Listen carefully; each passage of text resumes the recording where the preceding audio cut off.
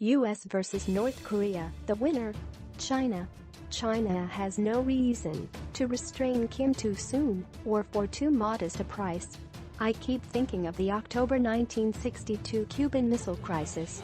This terrifying episode was a very complicated game of diplomatic maneuvering and military posturing, with a thermonuclear exchange between the US and the USSR as the consequence of a misstep.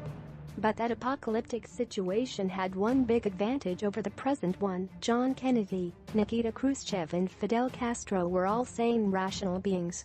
The same cannot be said about the two protagonists to the Korea crisis, Donald Trump and Kim Jong-un. In Kim, Trump has met his match. The US may have the arsenal to deliver on Trump's threat to deliver fire and fury to North Korea. But Kim has a hostage in millions South Koreans who would be killed before Kim's weaponry would be neutralized. Even Trump must have some sense of this constraint.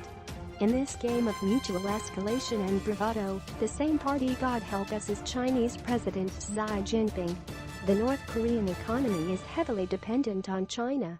But so far China has shown no inclination to use its economic leverage to demand that Kim stand down.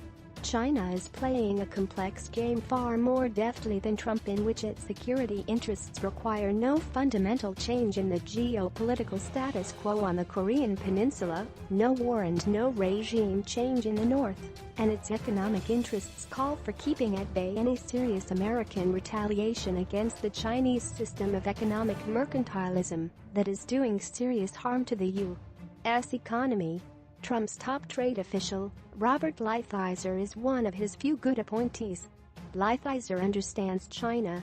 He served as a hardline trade negotiator under Reagan and is a private lawyer who has represented companies undermined by China's gaming of the trade rules.